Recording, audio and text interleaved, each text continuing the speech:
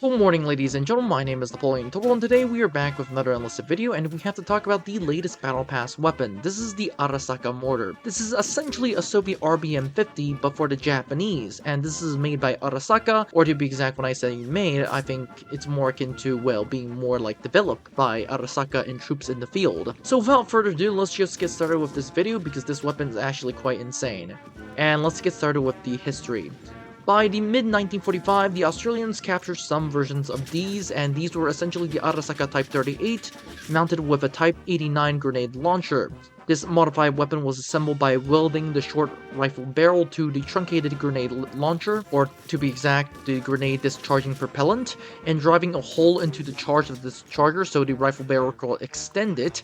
Hence, the defective propellant charge was then removed into the Type 89, and the hole was then drilled, essentially connecting the barrel and the rifle tube, or to be exact, the mortar tube. This allowed the rifle to be used firing a blank round, and this essentially allows the blank round to trigger the propellant, aka the grenade / mortar. This is a 50-round mortar, and variants of these were also developed in Papua New Guinea, New Britain, and Burma. And with that said, that is the history, because this is mainly developed in the field weapon, or to be exact, kind of an interesting weapon, because this is unlike the RBM-50. This wasn't technically 100% made in the factory. This was kind of essentially used by troops in the field. So without further ado, let's just get started with the stats. The Arisaka mortar is chambered in 50mm, which is actually pretty good. The muzzle velocity of 40, rate of fire of 33, reload time of 4.3, shot deviation of 8, vertical recoil of 385, and horizontal of 293, and it can only fire a single shot. Now, comparing this to the Soviet RBM-50, which is actually something you should compare. The rate of fire is actually 36, and the Arisaka is a rate of fire of 33, which means that the Arisaka is faster, and in practice, it is actually much more faster in the RBM, at least in the game. So without further ado, let's move on to the verdict, and the verdict is very, very simple. If you watched my RBM-50 video, then you know the verdict for the Arisaka mortar. This is essentially a Japanese RBM-50.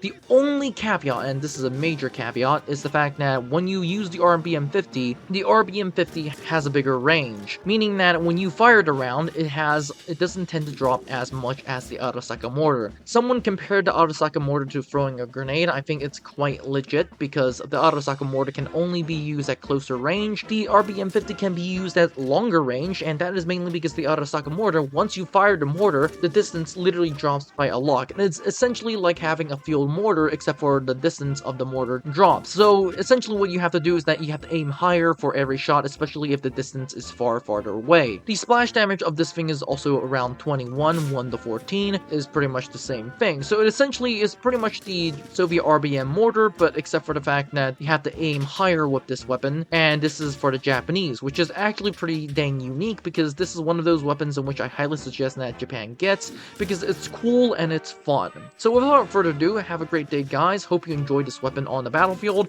and I'll see you in the next one.